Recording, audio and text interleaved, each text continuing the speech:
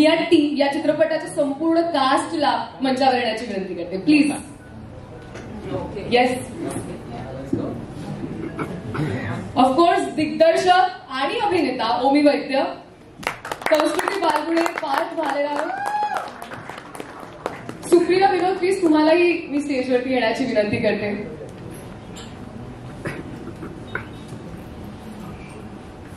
आणि या चित्रपटात अजूनही काही इंटरेस्टिंग चेहरे आपल्याला दिसलेत आणि ते चेहरे मला इथेही दिसतात, त्यामुळे मी त्या सगळ्यांना विनंती करते, प्लीज आम्हाला जॉईन व्हा स्टेजवरती. एकदा जोरदार टाळ्या सगळ्यांसाठी.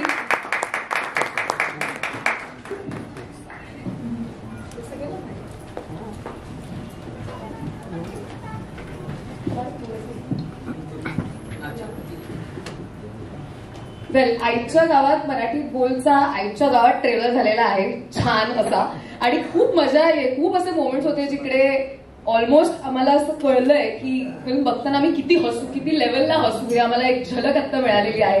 पण हा चित्रपट ज्यांनी दिग्दर्शित केलाय आणि ज्यांनी ऑफकोर्स अभिनय सुद्धा केलेला आहे त्या ओमीकडे सगळ्यात आधी मी येणार आहे. सगळ्यात आधी तर प्लीज आपल्या चतुर दिग्दर्शकासाठी चतुर टाळ्या झाल्याच पाहिजे. Come on. Thank you so much. धन्यवाद. मला सगळ्यात आधी विचारायचंय की हे आईच्या गावात मराठीत बोल कोणत्या गावात सुरू झालं नक्की? खरं हे माझ्या डोक्यात पहिलं 10 वर्ष पहिलं डोक्यात होतं हा स्टोरी काहीतरी येणार आहे, इथे येतो आणि लग्न करायला, पण म्हणजे लग्न नाही करायचं, त्याला काहीतरी दुसरं पाहिजे आणि त्याच्यासाठी तो लग्न करतो. सो असं डिफरंट आयडिया. पण हे सगळं जेव्हा कोविड झालं मी बसलेला होता घरी आणि माझं एक फ्रेंड होती, ती पण लेखक, ती को रायटर झाली, अमृता हळदीकर. ती आज नाही आहे पण ती FTI ग्रॅज्युएट आहे आणि अमेरिकामध्ये राहते ती. तर आम्ही दोघे हे लिहिलं आणि एकदम छान वाटलं हे. आणि नंतर that's where this came from आणि खूप मजा आली हे वाचून आणि लिहून. आणि नंतर लोकांनी म्हटलं की तू बनव आणि दिस इज व्हॉट हॅपन. ते सगळे लोक हे ट्रेलर तुम्ही बघितलं आणि आता चित्रपट बाहेर येत आहे. So it's just a very exciting thing. पण मलाही सांगायला आवडेल की हा आपला कार्यक्रम सुरू होण्याआधी मी जेव्हा ओमीला भेटले, साधारण तो 50 गोष्टी एकत्र करत होता. म्हणजे तो फोनवरही होता, तो व्हिडिओही चेक करत होता, तो माझ्याशीही बोलत होता, तो येरझाराही घालत होता. कसं वाटतं जेव्हा आपणच चित्रपटाचे दिग्दर्शक असतो? खरं जेव्हा मी पहिला खूप बॉलिवूड मूवीज केलेले आहे, 3 इडियट्स आणि दुसरे तर ऍक्टिंग, तर मला कधी वाटत होतं की मला तसं डिरेक्शनचं काम केलं तर मी कसं करणार आणि चांगलं कसं करणार. पण आता तो चान्स मिळाला आणि खूपच काम आहे आणि ऍक्टिंग आणि डिरेक्शन म्हणजे I relief it's a lot. माझ्या डोक्यावर खूप आहे ते सगळं. अँड आय जस्ट पण छान आहे. I am really just so thankful की असं चान्स मिळालं मला. आणि मराठीमध्ये हे माझं मातृभाषू भाषू काय मातृभाषा असे मजा येतात मूवीमध्ये, तुला खूप आवडणार. पण हे सगळे किती बट असे it's so fun and it was just a great thing. आणि मला खूप प्राईड आहे मी मराठी आहे आणि अमेरिकेमध्ये ते मराठी दाखवायला मला चान्सेस नाही मिळत. सो इथे मिळाला तुमच्यासाठी हे मूवी करा. I am just so happy. So thank you. तुम्हाला सगळं थँक्स करायला पाहिजे. हे तुमच्यासाठी मला ऑपॉर्च्युनिटी मिळालेला आहे. किती मस्त. पण हे आता जे साधारण झालं की तो बिचारा काहीतरी बोलला आणि तुम्ही तर सगळे फुटला, हे सेटवरती किती वेळा झालं? म्हणजे किती तुम्ही ऍक्च्युअली मजा घेतली त्याच्या काही शब्दांची आणि उच्चारांची? खूप वेळा. काय आहे की आम्ही जस्ट इंटरव्ह्यूज आमचे काल सुरू झाले आणि आम्ही तेच डिस्कस करतो की पार्थचं कॅरेक्टर असं आहे की तो ऍटलीस्ट तोंडावर हसू शकतो की ते रोल झालं तरी हा ठीक आहे, हा त्याचा मित्र तो हसतोय, पण मी अत्यंत सिरियसली त्याच्याशी बोलत असते. आणि ओमी बरोबर काय व्हायचं की तेव्हा आता त्याचं मराठी खूप म्हणजे बऱ्यापैकी सुधारलंय. तो सॉरी पण जेव्हा मी शूट करत होतो तो तेव्हा त्याचं मराठी आणि जेंडर इतकं कन्फ्युज व्हायचं, त्यामुळे तो काहीही बोलायचा. आणि ते त्याचं कॅरेक्टर आहे ना की त्याला मराठी बोलताच येत नाहीये, सो तो काहीही बोलला तरी ते चालून जात होतं. त्याचं वाक्य काय आहे मला डिकोड करायला लागायचं. पण खूपदा असं झालं की तो रिहर्सलला काहीतरी वेगळं बोलायचा आणि तो टेक मध्ये वेगळंच बोलायचा.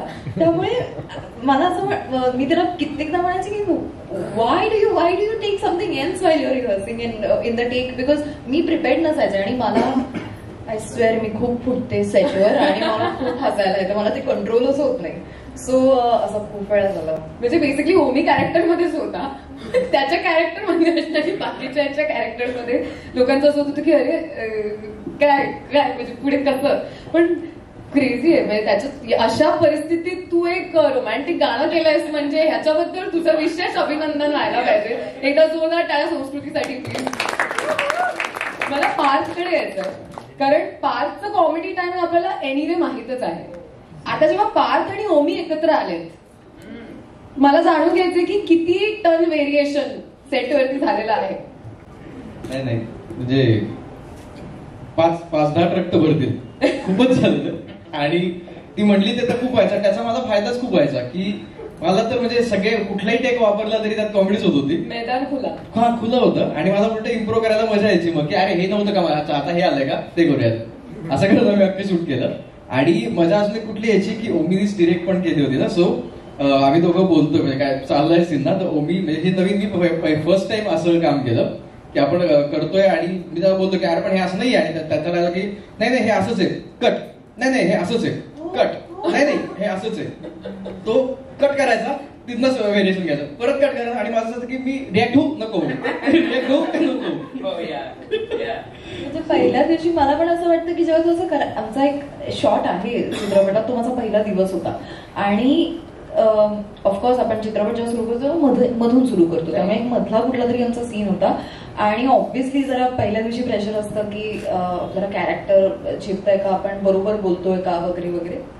आणि माझ्या फक्त नेमक्या त्या सीन मध्ये रिॲक्शन आणि हा खूप बोलतोय तिथे, तर हा असा बोलायचा आणि okay cut, I think will just take it from there असं तो म्हणायचा. हा मी काय no I think will just, तर त्यामुळे मला सुद्धा पॉज रिझ्यूम आणि मी त्याला म्हटलं की लेट्स नॉट डू दॅट, आपण रोल करत जाऊया. मग तो सो ती एक वेगळीच गंमत होती त्याच्यावर. पण नंतर त्याने ते लिटरली थांबवलं, त्याने ते थांबवलं. ओमी पण तुला कसं म्हणजे तुझं असं झालं का की माझ्यातलं डिरेक्टर कधी संपतोय, ऍक्टर कधी सुरू होतोय, ऍक्टर कधी संपतोय, डिरेक्टर कधी सुरू होतोय, व्हॉट वॉज हॅपनिंग? पण मला तसं ऍक्टिंगचं सगळ्यांना माहिती आहे मी ऍक्टिंग करतो आहे. पण मी NYU फिल्म मध्ये गेलेला आहे, तिथे मी शिकला फिल्म स्कूल. नंतर मी एडिटिंग 5 फिल्म्स एडिट केलेले आहे, फीचर फिल्म्स अमेरिकामध्ये. हे लोकांना माहित नाही. आणि या फिल्म मध्ये सुद्धा हो ह्या फिल्म मध्ये मी लिडरशिप घेतलेला आहे एडिटिंग मध्ये पण, कारण एक विजन होता आणि तो to get to that end journey तुला काही पण करायला पाहिजे. आणि मी I have done every role. Lightman पण मी काम केलेलं आहे, साऊंडचं काम पण मी केलेलं आहे, पोस्ट प्रोडक्शन, प्री प्रोडक्शन अमेरिकामध्ये खूप काम केलेलं आहे. तर मी एकदम खूप ट्रेनिंग. आणि लोक म्हणतात तू पहिलं कशाला नाही मूवी केलं, मी ट्रेनिंग केलं. पण 10 वर्ष असं हे 10 वर्षाचं स्क्रिप्ट आहे, तर लोकांना दिसणार ते की किती मेहनत केलेलं आहे. तसं आपण एक मूवी केलेला आहे. आणि मला तसं इच्छा होतं ऍक्टिंग करायला हे मूवीसाठी, पण मराठी डायरेक्शन ओमी वैद्य हे म्हणजे काय पण तो विजन होता माझ्याकडे. तो ओनली सगळ्यांनी म्हटलं माझ्या टीम मध्ये की तूच कर हे डायरेक्शन, तुलाच करणार.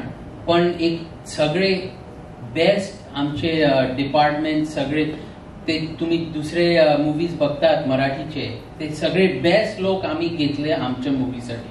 सो मला खूप सपोर्ट होतो. आता तुम्ही बघणार आणि म्हणणार वा वा ओमीनी काय केलं, पण खरं माझं पाठी खूप लोकांनी काम केलेलं आहे आणि त्यांचे सगळे नाव हे इथे क्रेडिट्स मध्ये येणार. त्यांना खूप कॉंग्रॅच्युलेशन करायला पाहिजे.